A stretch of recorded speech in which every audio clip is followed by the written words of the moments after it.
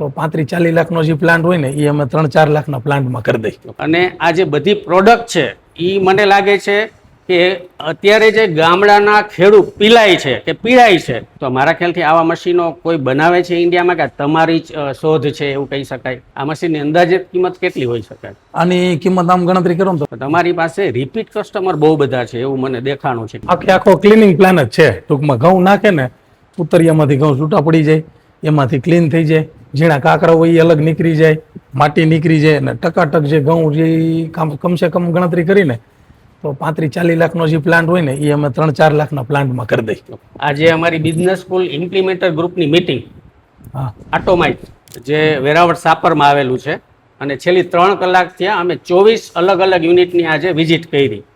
તમારી બધી plant and machinery જોઈ. આટોમાઇઝમાંથી આપ જીતેન્દ્ર ભુવા, આપ શૈલેષ ભુવા અને આ કમલેશ ભુવા, આ ત્રણેય ભાઈઓ થઈને એવડો મોટો વહીવટ એને અહીંયા ઊભો કર્યો છે.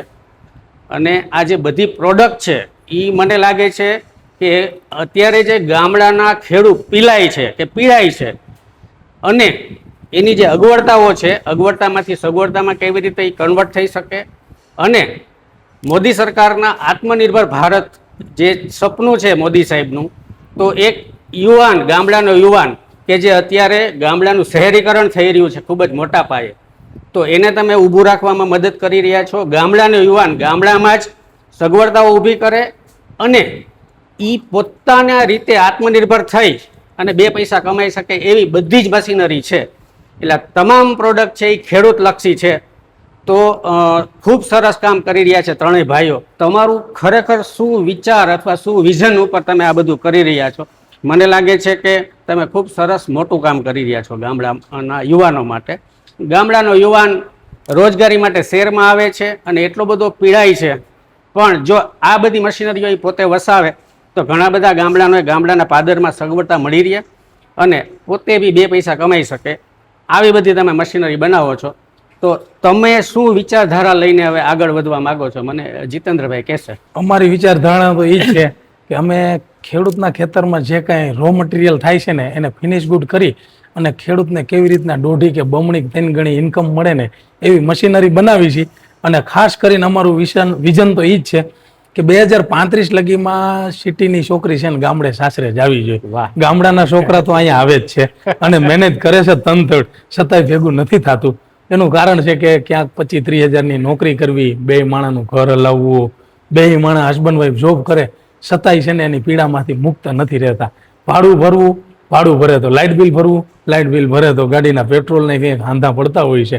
અને ગામડે કરોડો રૂપિયાની મિલકત બાપાની, અને એની માટી સાથે જોડાઈને કંઈક બિઝનેસ કરી શકે ને એવું અમારું વિઝન છે. તમે વાત કરી એવી રીતની ઘણી બધી મજબૂરીઓ છે ખેડૂતને ગામડાની અંદરમાં, તો એની જ ફેસિલિટી અમે કરી છે કે દાખલા તરીકે ખેતરમાં ઘઉં થયા તો ઘઉં રહ્યા એ 10 વીઘાના હોય ને એટલે 1 વીઘે કેટલા થાય તો 40-50 મણ નીકળે. 10 વીઘામાં 500 મણ ઘઉં થયા એટલે 10 ટન ઘઉં થયા. હવે 10 ટન રહ્યા એ કોઈ એવા મજૂરો તાકાતવાળા નથી કે એ લાવી અને ક્યાંય બીજે મોટા ક્લિનિંગ પ્લાન હોય ત્યાં લઈ જાય અને સાફ કરે. એટલે અમે એને ભાવની અંદરમાં વાત કરું તો 150 થી 200 રૂપિયા જેવી છે ને એક મણે ઘઉંમાં વધારો થાય ને એના માટે અમે નાના મશીન ઘણા બધા ક્લિનિંગના બનાવ્યા. એમાં આ ક્લિનિંગ પ્લાન રહ્યો ને આ 200 કિલાનો છે ને એવી જ રીતના ક્લિનિંગ પ્લાનની સાથે અમે ટ્રેક્ટર ઉપર હાલે કે વાડીએ હલર હાલે છે ને તો હલર હાલતું હોય તો કેવું હોય કે ખરાની અંદરમાં હલર હાલે ને ત્યાં જે ટ્રેક્ટર ગામની અંદરમાં એક વ્યક્તિ લઈ લે ને જુવાનીઓ, ચાલો આ ગામની અંદરમાં એક જુવાનીઓ છે એની પાસે બધા ઓજાર હોય, ઓયણી હોય, રોટાવેટર હોય, ગામમાં બધાયના કામ કરે, ફેરા મારવાના કરે, ખેતીના ખેડવાના કરે, વાવવાના કરે, પણ એક ઓજાર ન હોય. શું? તો ક્લિનિંગ મશીન કે કઠોળાના અનાજ સાફ કરવા માટે. તો અમે એવું મશીન બનાવ્યું છે, હાવ નાનું મિની ટ્રેક્ટરથી હાલે એવું, એ ખરે હલર હાલતું હોય ને ત્યાં લઈ જાય એટલે એ ખેડૂતના જે ઘઉં નીકળાશે ને એકવાર બધા રહ્યા એ બાસકા ભરે ને પેલા એ મશીનની અંદરમાં ગરકાવે એટલે સાફ થઈ જાય. ઘઉંમાં પૂતરિયું અલગ થઈ જાય, કાકરા અલગ થઈ જાય, તૂટલા ઘઉં બધું સાફ સફાઈ થઈ અને પછી ત્યાંથી જ ભલે ને ગેજમાં વેચી નાખે. આરામથી 150 થી 200 રૂપિયા મને વધારે મળશે. આવી મશીનરી બનાવી છે. મારો વિષય નથી, પણ આ મશીનમાં મને કંઈક વિશેષતા જોવા મળી છે કે શોર્ટેક્સ પ્લાન્ટ આવતા હોય છે જે આખા ઇલેક્ટ્રોનિક બેઝ હોય છે અનાજના ને એના. પણ આવું મશીન કદાચ મેં પહેલી વાર સાંભળ્યું છે કે ઘઉં નાખો એટલે પૂતળા અલગ થઈ જાય, ઝીણા ઘઉં અલગ થઈ જાય, મોટા ઘઉં અલગ થઈ જાય અને કાકરા બી જુદા થઈ જાય છે. તો મારા ખ્યાલથી આવા મશીનો કોઈ બનાવે છે ઇન્ડિયામાં કે તમારી જ શોધ છે એવું કહી શકાય? બનાવે છે ઘણી બધી કંપનીઓ. પણ એક લેવલથી ઊંચી કિંમત ના હોય કે ખેડૂત હજી લઈ શકે નહીં અને Afford ન પરવડે કરી નહીં, શકે, હા. એફોર્ડ ન લગાડી શકે. આજ માની લ્યો આ મશીનની જે ડિઝાઇન છે ને એ 40-50 લાખ રૂપિયાનો પ્લાન્ટ થાય ને એમાં જે ટેકનોલોજી છે ને એટલી જ ટેકનોલોજી અમે આ 3-4 લાખના મશીનમાં નાખેલી છે કે ખેડૂતને પણ કામ આવે. અને હું એમ કહું છું બધાય ખેડૂત ન લઈ શકે ને તો પણ હાલે.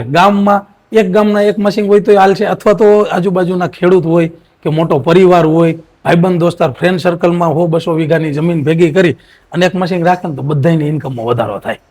આ મશીનની અંદાજિત કિંમત કેટલી હોઈ શકે? આની કિંમત આમ ગણતરી કરો ને તો 3 લાખથી લઈને 8 લાખ લગીને અમારા બધા મશીન આવી જાય. એક ખેડૂત વસાવે છે હા, તો એ લગભગ કેટલા ટાઈમમાં એ કમાતો થઈ જાય, એને રિકવરી કેટલા ટાઈમમાં મળી જાય? 1000 વીઘા જેવી જમીન હોય ને બધાય વસારે એટલે મશીન 1 વર્ષમાં ફ્રી થઈ જાય. એક ગામમાં એક જણ વસાવે તો ચાલે એવું ખરું? હા, આરામથી હાલે. અને સેમ ડે એની ઇન્કમ ચાલુ થઈ જાય.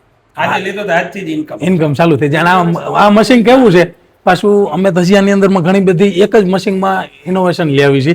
અત્યારે આની અંદરમાં ઘઉં, બાજરો, મકાઈ, જાર એ બધું જ સાફ સફાઈ તો થાય જ.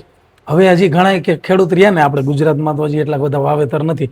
ટમેટા છે, લીંબુ છે, ડુંગળી છે, લસણ, તો બધું આમાં થઈ શકે ને એ લગીની વ્યવસ્થા અમે આવતા વર્ષે કરશું. ગ્રેડિંગ છેલ્લી 3 કલાકમાં અમે ઘણી બધી મશીનરી જોઈ, મને એક્ઝેક્ટ નામ યાદ નથી. હા હા, તમે તમારા મોઢે જ મને જરાક મશીન શું કઈ ટાઈપના મશીન બનાવો છો એ કહી દો તો લોકોને ખ્યાલ આવે. ફ્લોર મિલ એક મને સમજાણું કે તમે ઘરઘંટી નાનીથી લઈને મોટી સુધી બનાવો છો, પણ ઘણા બધા મસાલાના હતા. તો તમારી બધી ટાઈપની મશીનરી તમે કઈ છે એ કહી દો તો વધારે લોકોને ખ્યાલ આવે. આપણે ચાલુ હું તમને એક સજેસ્ટ કરું કે તમે જે લોકોને જાગૃત કરવા માટેનું કીધું, એક અમે એના સિવાય અમે ભારતમાં લેડીઝને આત્મનિર્ભર બનાવવા માટે મોદી સાહેબનું જે વિઝન છે ને એના ઉપર અમે હાલીશું. તો આ જે લેડીઝોને ગવર્મેન્ટે આ ફૂડ પ્રોસેસિંગમાં ઘણી બધી સહાય કરે છે. 35% એટલે 35% ફૂડ પ્રોસેસિંગમાં ઓલરેડી સરકાર સબસિડી આપે છે. એટલે એક મોટામાં મોટો બેનિફિટ એ છે. અને સાથે લેડીઝો અમારા મશીન સૌથી ઝાઝા યુઝ કરે છે. અને નાનો બિઝનેસથી સ્ટાર્ટ કરીને આજે 10 મશીન ચલાવનારી સખી મંડળો છે. અને સાથે સાથે દાળ મિલ પણ હાકે છે ઘરે ગામડાઓમાં કેટલા બધા લેડીઝો. તો મેઇન ફોકસ અમારું એ છે કે લેડીઝો કેવી રીતે આત્મનિર્ભર બને ને એ અમારું મેઇન વિઝન છે. વિઝનની સાથે ખૂબ સરસ, કે ગામડામાં રહી અને લેડીઝ પોતાનો બિઝનેસ સ્ટાર્ટ કરી આપે, એ અમારું મેઇન વિઝન છે. ખૂબ સરસ. 3 કલાકની મુલાકાત દરમિયાન અને તમારી સોશિયલ મીડિયા ઉપર હું બધી રીલ્સ જોતો હોઉં છું, તો તમારી પાસે રિપીટ કસ્ટમર બહુ બધા છે એવું મને દેખાણું છે. કે કોઈ એક નાનો માણસ એક મશીન લઈ જાય છે, પછી 2-3 વર્ષે બીજું કંઈક લેવા આવે છે. એનો મતલબ એ કમાઈ લે છે સારું એવું, અને તમારા મશીનથી હેપી છે, અને એ પાછો રિપીટ લેવા આવે છે. આવું મને ઘણી બધી વખત જાણવા મળ્યું છે. આજે હજી હમણાં આપણે બધા આવ્યા ને ત્યારે એક ગોધરાથી ભાઈ આવેલા. એ ભાઈ 7 વર્ષ પહેલા મસાલાનું મશીન લઈ ગયેલા. હવે એને 2 છોકરા છે, ટ્વિન્સ. હવે એક છોકરો ક્યાંય જોબ કરે છે અને એકને હાર્ડવેરની દુકાન છે. હવે એ કે મારે ત્યાં ગ્રાહક આવે ને એ જ અમારે કે ગ્રાહક માની લેવાના. અમારે ક્યાંય માર્કેટિંગ કરવા જવું હોય કે અમારે કંઈ કરવું હોય તો ન કરી શકીએ. એના છોકરા હાટું, 2 છોકરા હાટું એકને આટા પ્લાન કરી દીધો ને એકને મસાલા પ્લાન કરી દીધો. અને એ ભાઈ ખુદ બિલ્ડર છે. કે મારે બિલ્ડર લાઈનની અંદરમાં ક્યારેક કામ આવે ને તો 8-10 સાઈડ આવી જાય તો મજૂરો ન મળે, સાઈડો પૂરી ન થાય, કમ્પ્લેન ઘણી બધી, સતત જાગૃત રહેવાનું. એટલે એના છોકરાઓને એ બિઝનેસની જગ્યાએ મસાલા બિઝનેસ 5 વર્ષ પહેલાં ખુદે ચાલુ કર્યો. એના છોકરા જ્યારે બિઝનેસ સમજવા માંડ્યા 22-25 વર્ષના થયા એટલે એને બિઝનેસમાં બેહારવા માટે એને નવો બિઝનેસ અમારા જ મશીનને ટ્રાય કરવા 5 વર્ષ એક જુગાડ રમ્યા હતા કે 3 લાખનું મશીન લઈ જાઓ, જો મારે હાલે તો 20-25 લાખ રૂપિયા ખર્ચો કરી શકું. હા, અને એ ભાઈ ખુદે 10 વર્ષ મોટી એવી કંપનીની અંદરમાં જોબ કરી હતી ને એને જોબમાંથી કાઢી મૂક્યા હતા. આ તમારા મશીનમાંથી ઘણા લોકોને રોજગારી મળે એવું છે. હા, કોઈ નાના ખેડૂત પાસે ફાઇનાન્શિયલ કેપેસિટી ન હોય અને એને વસાવવું છે મશીન, તો એને ફાઇનાન્સ માટેની કાંઈ તમારી પાસે યોજના છે? ઘણી બધી યોજનાઓ છે. સરકાર એટલી બધી યોજનાઓ હલાવે છે અને ઘણી યોજનાઓમાં ફાયદા પણ છે. સખી મંડળની યોજના રહી, એમાં તો બહેનો માટે સ્પેશિયલ છે જ. તે પછીની સબસિડી હરેક પ્રોડક્ટની અંદરમાં અલગ અલગ યોજના પ્રમાણે કર્યું. જો એની આપણે વાત સમજીને તો હજી 1-1.5 કલાક જોઈ. સાથે સાથે અમારી હું તમને એક વાત કરું કે જે લોનની ફેસિલિટી છે ને એ ઇઝીથી બધે મળે છે. ફૂડ પ્રોસેસિંગમાં સરકાર પહેલી પ્રાયોરિટી આપે છે. ગામડામાં મશીન લેવું હોય તોય પણ એને લોન પ્રોવાઈડ કરે છે. કોઓપરેટિવ બેંકથી લઈ અને મોટી નેશનલાઇઝ બેંક બધી જગ્યાએ ઇઝીથી લોન મળી જાય છે અમારા કોટેશન. ખેડૂતો નોર્મલી અભણ હોય છે. હા, અને ખેડૂતોને કંઈક 2-4 ગામ વચ્ચે એને દાખલા તરીકે આ મશીન વસાવવું છે ને એને એવું લાગે છે કે આમાંથી 4-5 ગામની પીડા પણ ઓછી થશે અને હું પગભર થઈ શકીશ. એટલે ખેડૂત અભણ હોય છે પણ એને કાંઈ ફાઇનાન્સ કરવું હોય તો આપ કંપની તરફથી એને શું કંઈ મદદ કરી શકો છો ડોક્યુમેન્ટ લેવલે કે કેવી રીતે હોય છે? ઓલરેડી અમારી પાસે એક ટીમ બેઠી છે અહીંયા. કયા ડોક્યુમેન્ટ જોશે, કઈ બેંકમાં જાઓ, અમારી પાસે ઓલ ઇન્ડિયા બેંકનો ડેટા છે કે તમારે જે સિટીમાં રિક્વાયરમેન્ટ હોય એ સિટીમાં અમારી અહીંયા ટીમમાંથી વાત થઈ જશે કે તમે આ બેંકમાં જઈ આવો અને આ ડોક્યુમેન્ટની અમારી પાસે આખું લિસ્ટ છે કે એટલા ડોક્યુમેન્ટ તમારી પાસે હોય એટલે તમારી લોન ઇઝીથી પાસ થઈ જાય છે. ડોક્યુમેન્ટ એની પાસે નથી તો અમુક ડોક્યુમેન્ટમાં અમે હેલ્પ કરી છે કે આ ડોક્યુમેન્ટ તમે કઢાવી લો આ બ્રાન્ચેથી કે આ જગ્યાએથી, તો એ ઇઝીથી એની સાથે અમારી ટીમ કોર્ડિનેશન કરે છે. ઓકે. આખા ભારતમાં તમે વેચાણ કરો છો હા. અને આ મશીન ક્યાંય બી અલગ અલગ રાજ્યોમાં જતા હોય છે તો સર્વિસ લેવલે તમારું સેટઅપ કેવું છે? એટલે લોકોને ઇઝીલી સર્વિસ મળી જાય છે? સ્પેર પાર્ટ કે કંઈ ખરાબ થયું હોય તો ખેડૂત પોતે ફાઇન્ડ આઉટ કરી શકે છે કે આ કમ્પોનન્ટ ખરાબ થયો છે અને તમારી પાસેથી મગવી શકે છે કે એ સેટઅપ કઈ રીતનું છે તમારી પાસે? અમારી પાસે સર્વિસની વાત કરું ને તો મશીનની અંદરમાં સર્વિસ તો નાકે બરાબર છે, છતાંય જરૂર પડે ને તો અમારા એન્જિનિયરો તરત પહોંચી જાય. સતત ફિલ્ડની અંદરમાં 35 જણા અમારા હોય જ છે કે સર્વિસમાં કાંઈ પણ પ્રોબ્લેમ આવ્યો, કોઈ પેરપાર્ટ ખરાબ થઈ ગયો તો કંપનીમાંથી અમે મોકલીને એટલે 2 બોલ્ટ ખોલીને ફિટ કરીને થઈ જાય. છતાંય જરૂર પડી તો એન્જિનિયર જાય, એને ગાઈડલાઈન આપે, બધું કરે. આજે લેડીઝો હલાવે છે તો કેટલું આસાનથી અમારા સૌથી હાઈએસ્ટ છે ને દાળ મિલ લેડીઝ હલાવે છે. તો આ દાળ મિલની અંદરમાં આખા ગામની અંદરમાં એક લેડીઝો હવે અમારે જુનાગઢની બાજુમાં શાપુર છે, અમરેલી જિલ્લામાં કોઠા પીફરિયા છે, ત્યાં પણ લેડીઝ હલાવે છે. અમારા ફીડબેક વિડીયો પણ લેડીઝના ઘણા બધા હોય અને લેડીઝો કમાઈને આજે તમે વિડીયોમાં પણ જોઈ શકશો. જુનાગઢની બાજુમાં શાપુર ગામ રહ્યું ને એ બેને 16 લાખનું તો મકાન લીધું. વાહ.